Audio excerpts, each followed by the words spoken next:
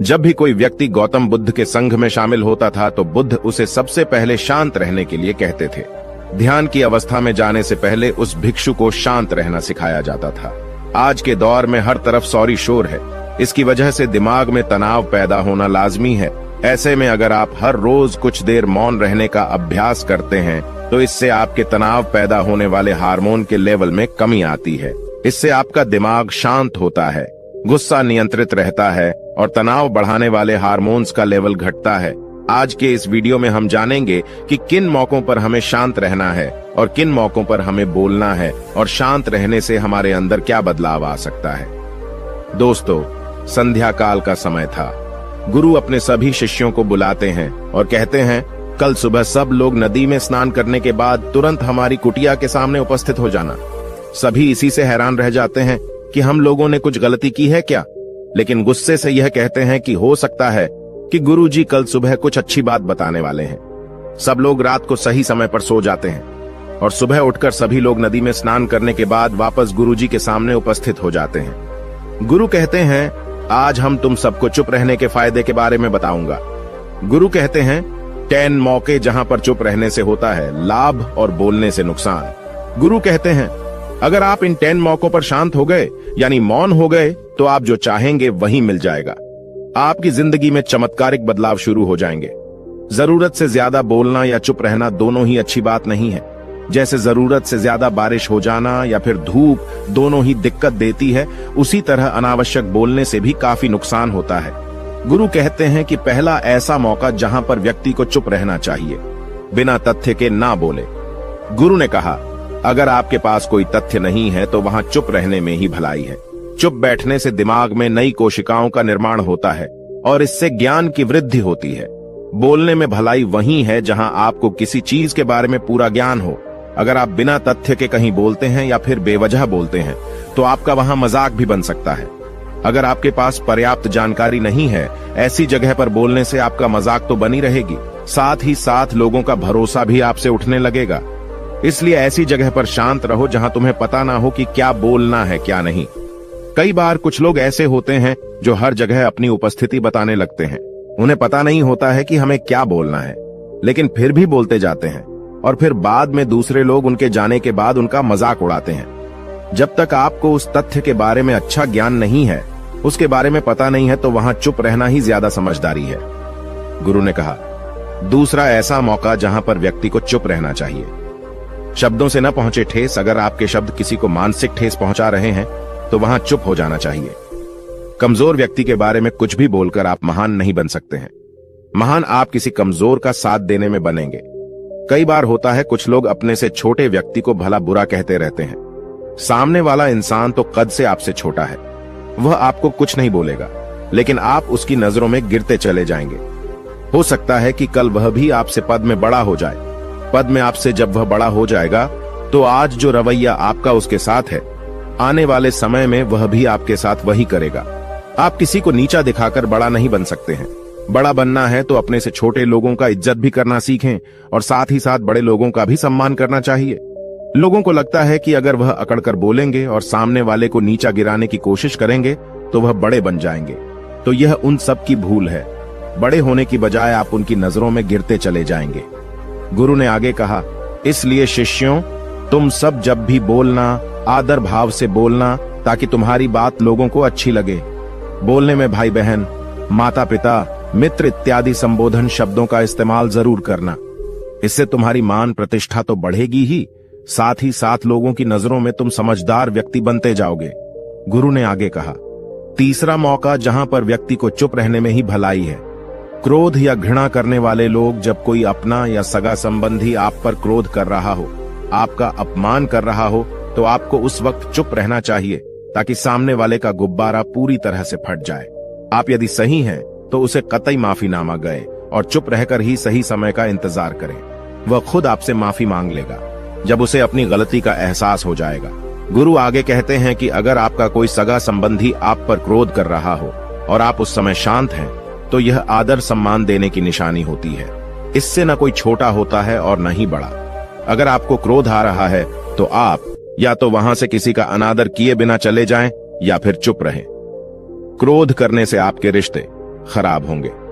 क्रोध करने से हमेशा क्रोध करने वाले व्यक्ति का ही बुरा होता है। गुरु आगे कहते हैं कि एक बार की बात है, एक सांप जंगल से भागते हुए किसी राजा के घर में पहुंच गया। लोगों ने छेड़खानी की तो वह बहुत ही गुस्सा हो गया, जिससे घर में जो तलवार पड़ी हुई थी उसी को लपेटकर कसने लगा और धीरे धीरे उसका पूरा शरीर कट गया। ठीक उसी प्रकार हमारा गुस्सा भी हमारे शरीर को तलवार की भांति काटता रहता है। गुस्सा ध्यान से खत्म होता है प्रतिदिन। अगर आप ध्यान की मुद्रा में बैठे हैं तो आपका गुस्सा आपके नियंत्रण में रहेगा। गुरु आगे कहते हैं कि यह तरीका है कि आप प्रतिदिन ध्यान का अभ्यास करें। इससे आपके शरीर में जो हार्मोन्स गुस्से को बढ़ावा देते हैं वह सब तुम्हारे नियंत्रण में रहेंगे, जिससे शरीर गुस्से पर आसानी तुम्हारा से काबू पा लेगा। लेकिन एक तरीका यह भी है कि जब भी आपको गुस्सा आए तो आप यह समझने का प्रयास करो कि क्या मेरा गुस्सा जायज है या नहीं। हमें वहां पर बोलना चाहिए कि नहीं। जब आप खुद इस बात का आकलन लगा पाएंगे तो आपको खुद पता चल जाएगा कि हमें गुस्सा करना चाहिए या नहीं। फिर भी आपको गुस्सा आ रहा है तो आप वहां से हटने का प्रयास करें, वहां से दूर चले जाएं। धीरे धीरे समय के साथ आपका दिमाग शांत हो जाएगा। गुरु ने कहा, चौथा ऐसा मौका जहां पर इंसान को बहुत ही समझदारी के साथ काम लेना चाहिए, वहां पर आपको चुप रहना ही चाहिए, जहां पर उस मुद्दे से आपका कोई संबंध ना हो। अगर आपका किसी मुद्दे से कोई संबंध ना हो तो वहां आपका चुप रहना बनता है। बिना किसी वजह अगर आप दूसरे के मुद्दे पर बोलेंगे तो यह आपके लिए अनिष्टकारी होगा। इसमें केवल और केवल आपका ही नुकसान है। जल्द ही आप किसी दो लोगों के बीच हो रहे विवाद में जल्दी अपनी टांग न डालें। अगर सामने वाला आपको बुला रहा है अपना झगड़ा शांत करवाने के लिए तो ही आप वहां पर जाएं। किसी की व्यक्तिगत जिंदगी में दखल अंदाजी नहीं देनी चाहिए जब तक कि वह व्यक्ति आपको नहीं बुलाता है। अपने झगड़े को शांत करवाने के लिए कुछ लोग फालतू में दूसरे के विवाद में कूद पड़ते हैं। इससे उनके मान सम्मान मर्यादा पर लोग उंगली उठाने लगते हैं। गुरु कहते हैं कि 10 मौकों में 5वां ऐसा मौका जहां पर व्यक्ति को बहुत ही समझदारी के साथ चुप रहना चाहिए। आपके शब्दों से किसी मित्र को हानि न पहुंचे।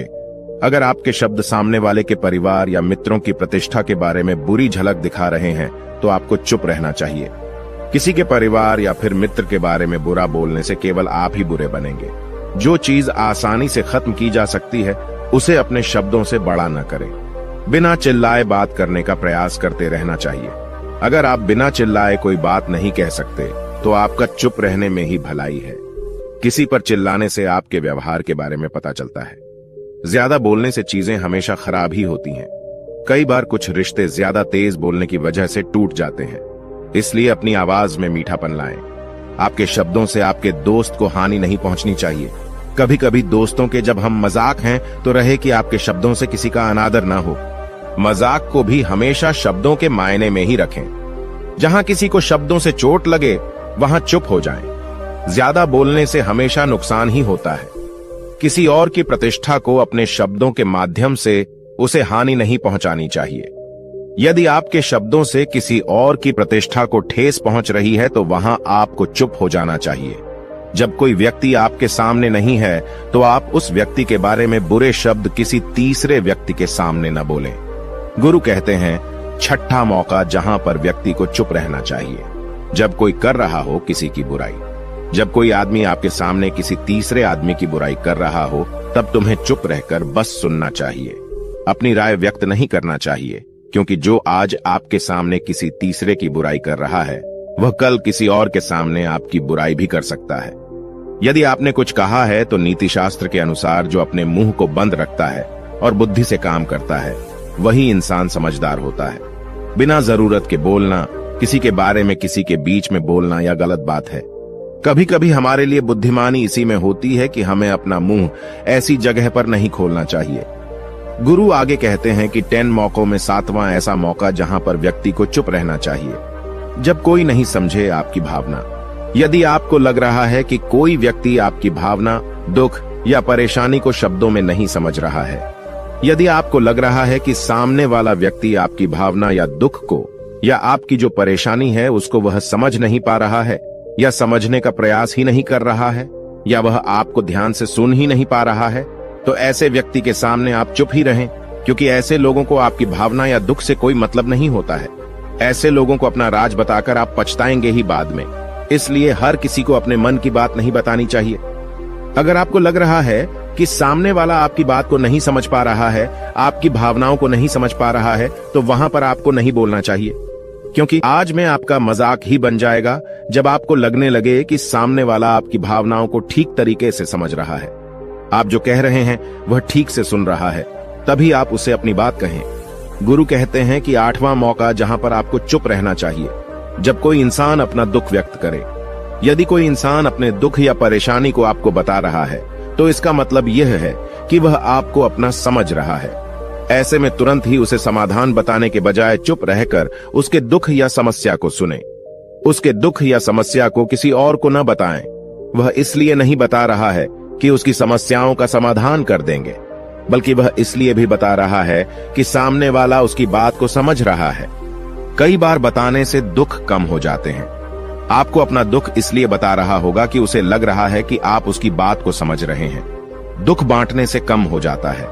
इसलिए जब कोई व्यक्ति अपना दुख आपसे व्यक्त करे, तो आप चुप मारकर उसकी बात को बहुत ही ध्यान से सुने, ताकि उसके दुख कम हो जाएं।